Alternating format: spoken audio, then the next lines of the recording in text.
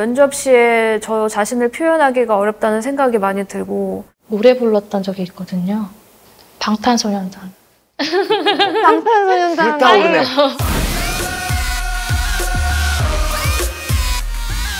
그거를 라이브로 하기 쉽지 않을 텐데. 그만큼 나 열정이 있다. 열정을 보여주고 열심히 싶으니까. 하겠습니다. 뭐 이렇게밖에 못 하잖아요. 그러니까 이거를 조금 세련된 걸로 표현을 하고 싶은데 생각이 안 나니까.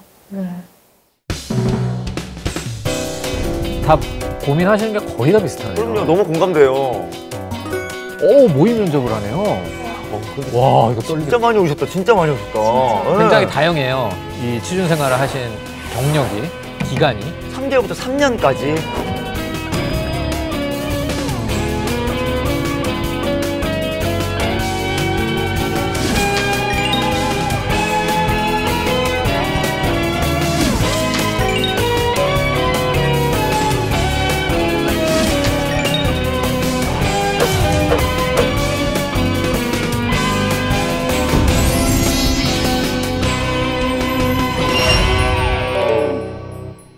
거의 이게 실제 면접에서도 비슷한 세팅인 거죠? 보기만 해도 숨 막혀. 안녕하세요. 안녕하세요. 편하게 앉으시죠. 많이 기다리셨죠? 그러니까. 안녕하십니까. 저는 물 같은 사람이 되자는 소신을 갖고 있습니다. 물은 사람에게 항상 필요하듯이 저 또한 어느 곳에서든지 꼭 필요한 사람이 되자는 마음으로 갖게 되었습니다. 제가 만약 입사하게 된다면 계속 성장해 나아가는 그런 모습을 보여드리겠습니다. 감사합니다. 네, 안녕하세요. 서비스 기획자로 지원하게 된 정민호입니다. 저는 대학 시절에 이제 프로그래밍 언어를 이제 공부하게 되었고 졸업 작품으로 글로벌 배달앱도 제작을 하였습니다.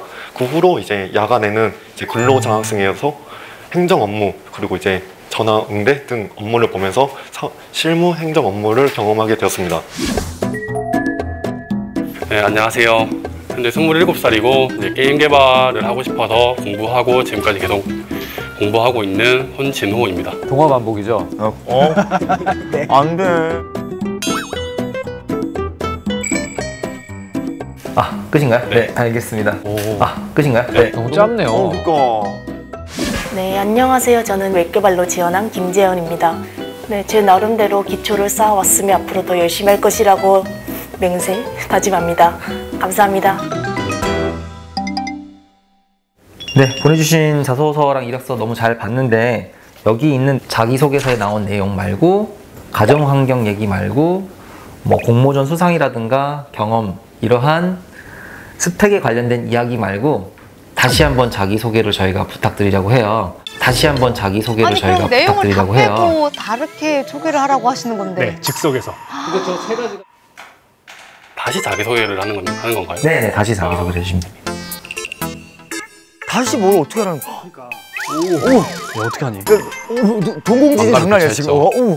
그것들을 빼고 나를 어떻게 설명을 하지? 눈앞이 깜깜했어요. 무슨 얘기를 해야 되나. 그거는 전혀 예상하지 못한 질문이어서 여기서 이제 한마디도 못하고 나 울면서 뛰쳐나가는 거 아닌가 그런 생각도 좀 들고. 아닙니다. 하겠습니다. 네. 어떻게 화이팅 제발. 제발. 잘했으면 좋겠다.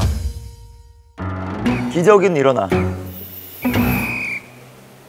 세상을 바꾸고 싶은 남자 손진호입니다.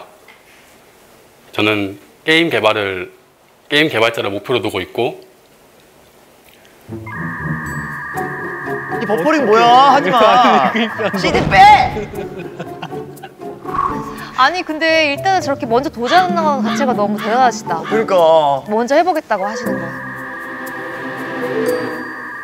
열심히 발버둥 치고 있는 상태입니다. 속마음이 나왔어. 열심히 발버둥 치고 있는 그 속마음인 거죠 진짜로. 어떻게 분위기 어떡해. 박수라도 한번 쳐주시지 그래도. 그러니까. 용기에. 이상입니다. 이상인가요? 이상입니다. 이상인가요? 알겠습니다. 조금 더 길게 해주셔도 괜찮은데 네, 알겠습니다. 저는 학창 시절에 농구를 좋아해서 별명이 정대만이었습니다. 별명이 정대만이었습니다. 좋다. 근데 나는 웃었다. 정대만 포기를 모르는 남자지라는 말이 있는데요. 유머러스하게 저도 그런 정대만처럼 포기를 모르는 모습을 한껏 보여드리도록 오, 괜찮은 것 같은데? 기대해 주세요. 감사합니다.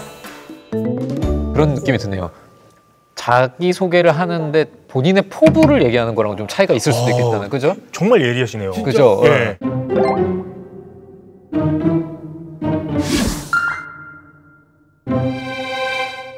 저는 이 세상에 쓸모 있는 사람이 되고 싶은 지원자 김지연입니다. 저는 어릴 때부터 해외 관련 업무에 관심이 있었으며 첫 직장도 해외와 이제 밀접한 관련된 일을 7년 넘게 하였고 또한 2018년부터 꾸준히 사회복지법인에서 봉사활동을 하고 있습니다. 첫 직장도 해외와 이제 밀접한 관련된 일을 7년 넘게 하였고 저는 7년 넘게 해외 주재원 관리 관련 경력이 있고 안녕하십니까. 밝은 마음으로 살아가는 백진군입니다. 저는 평소 성격이 밝은 탓에 어렸을 때부터 사람들과 같이 어울려 지내는 것을 좋아했었습니다. 저는 평소 성격이 밝은 탓에 어렸을 때부터 사람들과 같이 어울려 지내는 것을 좋아했었습니다.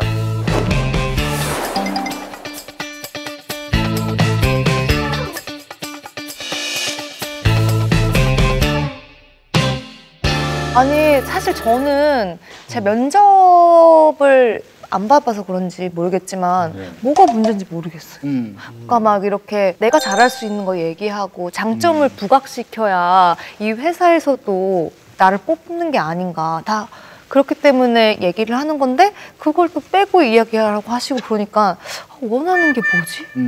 약간 저는 나름 괜찮았다고 생각되거든요. 열정적인 모습도 보였고. 맞아. 예, 저희도 오디션 볼 때 저런 모습이었거든요. 그럼요. 예. 저희가 이제 모의 면접을 진행하기 전에 지원자들이 이제 자기소개서를 썼잖아요. 네. 그거를 저희가 좀 한번 분석해봤습니다. 그 쓰신 네, 거를. 글 쓴 거. 왜냐하면 이제 보통 대부분들 자기 소개하기 전에 자기 소개서 썼던 내용들을 이제 근거를 기초로 해갖고 이제 말씀을 하시니까 거기서 좀 재밌는 결과가 하나 나왔는데 이 지원자 6분들의 자기소개서의 어휘, 문장, 그러니까 이제 장문 능력이죠. 이건 다 대학생 이상 수준이었어요. 네, 잘 썼다는 말씀. 네, 그렇죠. 그러니까 이제 여기 지원자들 다 교육받은 수준만큼 그렇게 언어를 다 구사해서 글을 썼죠. 이건 아까 그 정민호 씨 같은 경우에 이 6명 지원자 중에서 가장 점수가 높았거든요. 그 내용을 좀 한번 볼 수 있을까요? 예? 네.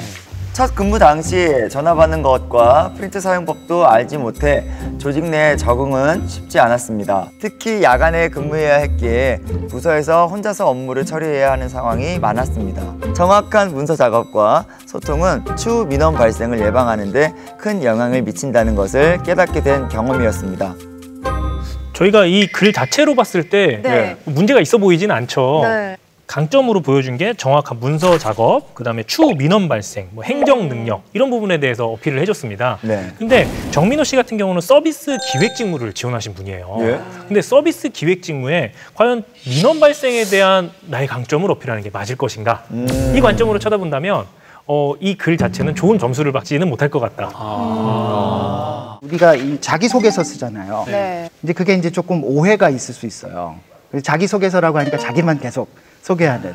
그래서 뭐 자기가 어떻게 성장하고 어떤 일들이 있었고 어떤 경험을 했고 어떤 느낌이 있었고 이런 것들을 쭉 나열하는데 이제 그 내용들이 직무와 특별히 관련되지 않으면은 그냥 너무 신면잡기적인 이야기들이 나열됐다 이런 느낌을 좀 받게 되는 것이죠. 면접관이 듣고 싶은 얘기를 해야 된다는 말씀이시죠? 자, 그래서 우리가 면접 때 이제 자기소개를 다시 하라고 했잖아요. 자소서에 썼던 내용 그거 빼고 그다음에 가정환경 빼고 스펙 빼고 회사에 대한 얘기를 좀 하라는 얘기예요. 그러니까 본인이 회사와의 어떤 관계에 있는가 라는 얘기를 좀 하라는 거죠. 그러니까 개인적인 얘기를 빼놓고 회사에서 궁금해하는 내용, 회사의 일을 어떻게 할 수 있을까, 회사에 어떻게 기여할 수 있을까, 이런 것들을 좀 얘기하길 원했던 것이죠. 맞아. 아니 그럼 복 대표님은 평소에 면접을 굉장히 많이 보셨겠지만 네. 현장에서 직접 심사를 해보셨을 땐 어떠셨어요? 아까 보셨겠지만 저는 물 같은 사람이 되자는 소신을 갖고 있습니다라고 말씀하신 지원자가 계시잖아요. 예. 동일한 내용을 동일하게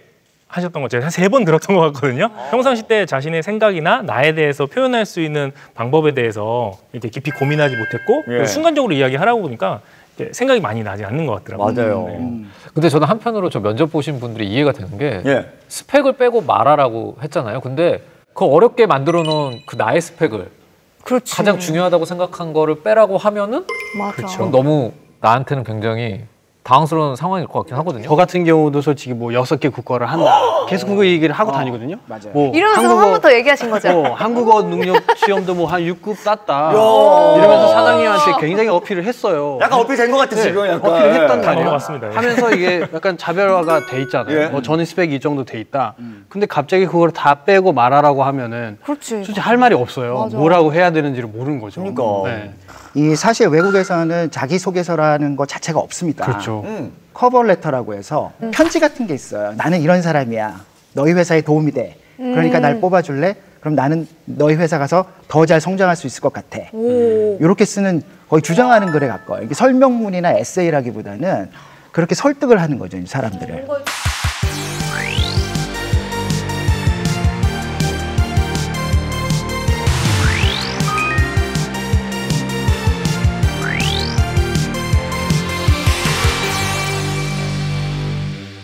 나이도 안 쓰고, 나이도 안 써요. 성별도 진짜 안 안 쓰고, 써요. 주민등록번호 당연히 안 쓰고요. 사진도 안 사진 전혀. 대박. 저는 처음에 왔을 때는 이렇게 그 포맷을 봤는데요. 사진이 있는 거예요. 그래서 누구 사진을 붙여야 되는지 몰랐어요, 처음에는. 여기서 꼭 들어가야 될 게 있습니다. 예, 이 회사에 원하는 구인 조건에 내가 얼마나 부합하는 사람인지 그걸 잘 표현해 주는 게 가장 중요한 것 같아요. 구체적으로 어떻게 하면 될까요? 네, 스펙을 쓰더라도 그게 예. 지원한 기업과 직무와 관련 있는 내용이 있어야 하는 거죠. 예. 회사에서 필요로 하는 말을 읽어내고 그걸 자기소개서에 잘 녹여내는 게 취업 문해력이라는 거잖아요. 근데 이게 머리로는 이해를 하는데 정말 취업이 어렵다는 생각이 동시에 저는 들거든요. 맞아요. 이게 왜 취업 고객이라고 사람들이 얘기하는지 뭔가 이해가 되기도 하고요. 그럼 도대체 어떻게 말을 하고 어떤 이야기를 해야 되는 건지 다시 이 모의 면접의 현장으로 가서 제가 영상을 보면서 한번 다시 얘기해 볼게요. 일단 성격의 장점과 단점이 매우 궁금하고요.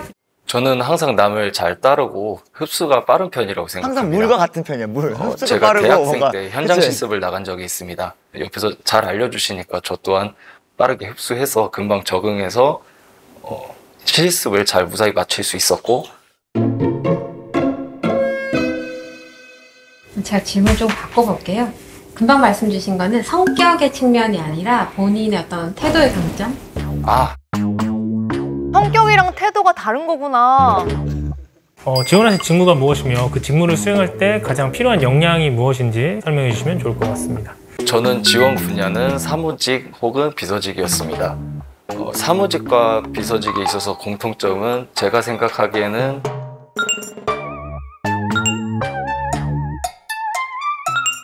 컴퓨터 활용 능력이라고 생각합니다.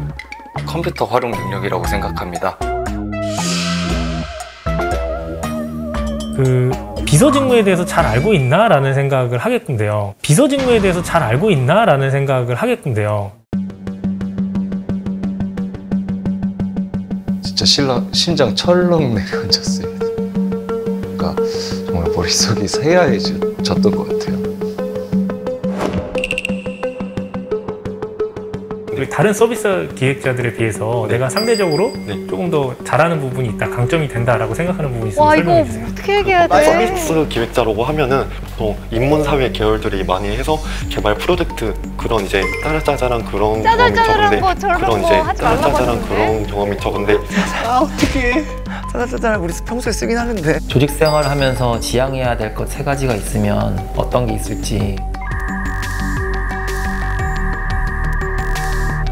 저는 가장 첫 번째로 좀 나서는 것을 좀 지향했으면 하는 점과 남들과 이제 소통을 정확하게 이제 전달하는 것이라고 생각을 합니다. 다 좋은 얘기긴 한데 맞는 얘기가 아니에요. 소통을 정확하게 해야 되는 것을 지향하는 지향한다고 했는데 거라고 생각하시나요? 지향하면 안 해야 되는 거잖아요. 하지 말라는 거 아니에요? 소통을 정확하게 이제 하지 말아야 되는. 네, 죄송합니다. 정말 긴장했나 봐요. 너무 많이 긴장했어요. 근데 너무 우리가 흔하게 있는 일이에요. 우리가 어떤 면접이나 너무 긴장했어요.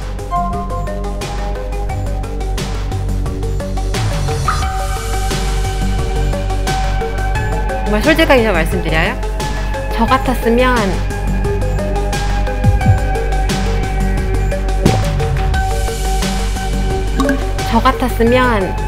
안 뽑았을 거예요. 안 뽑았을 거예요. 이유는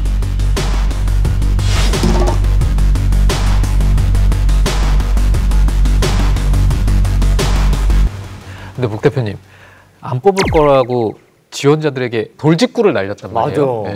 네, 그 부분은 아까 보셨다시피 비서의 핵심 역량이 무엇이냐, 가장 중요한 게 무엇이냐라고 했을 때 컴퓨터 활용 능력이라고 했던 것이 가장 크게 작용했던 것 같아요. 맞아요. 그냥 그거는 뭐 어디 업무 할 때나 필요할 수 있는 그런 소소한 그런 능력이잖아요. 근데 그게 연결이 안 된 것 같아요. 네, 맞습니다. 물론 매우 중요한 역량이긴 합니다. 매우 중요한 역량인데 컴퓨터 활용 능력은 어떻게 보면 내가 갖고 있는 고유의 강점이라기보다는 누군가가 습득할 수 있는 스킬에 가까운 것 같습니다. 예를 들어 수자님이 컴퓨터 활용 능력이 좋아요. 근데 저라는 새로운 사람이 와서 컴퓨터 활용 능력 더 빨리 배워서 하면 충분히 대체될 수 있는 역량이기 때문에 이 이야기를 중요한 자리에서 했다? 그렇다면 더 우선순위에 있는 것들을 모르고 있구나라고 판단을 하는 거죠. 그래서 컴퓨터 활용 능력이 나쁜 게 아니라 다른 더 중요한 것들을 이야기 안 한 게 문제인 것 같습니다. 예를 들면 어떻게 얘기해야 돼요? 그러니까 이게 제가 생각할 때 저희 연예인들이랑 비슷한 지점이 있는 것 같아요. 그러니까 저희들도 다른 분들이랑 캐릭터가 겹치면 안 되잖아요. 맞아요. 그러니까 이게 대체 가능한 존재면 안 되잖아요. 그러니까 뭔가 나만 할 수 있는 나만의 개성이 두드러져야 색깔이 있는 사람. 그래야지 뭔가 저 사람을 캐스팅하는 건데 저분도 그런 거 아닐까 싶어요. 그런데 사실 단어가 떠오르지 않거나 문장이 떠오르지 않아서 답변 못한 것도 아쉽긴 했는데 더 큰 거는 질문자의 의도에 대해서 정확하게 파악하지 못하고 답변한 거, 그게 가장 큰 문제인 것 같습니다. 실제로 지원자들이 가장 많이 하는 실수가요. 면접관 197명에게 안타까운 지원자가 있느냐고 물었더니 1위가 질문의 의도를 파악하지 못한 지원자를 꼽았다고 합니다. 너무 안타까운. 그러니까 그분들이 보실 때도 안타까운 거죠. 결국 면접이라는 것은 채점표가 존재합니다. 모든 사람을 놓고 이 사람 좋아, 나빠로 구분하는 게 아니라 직무마다 다른 채점 방식을 갖고 정해진 평가가 있거든요. 근데 A라는 분이 너무나 잘했어. 하지만 그 채점표 안에 들어오지 않으면 평가가 되지 않는 거예요. 그러니까 안타까운 거죠. 애시당초 내가 묻는 말은 평가를 하기 위한 질문이었는데 거기에 벗어난 좋은 답변을 했다고 한들 뽑을 수가 없는 거죠.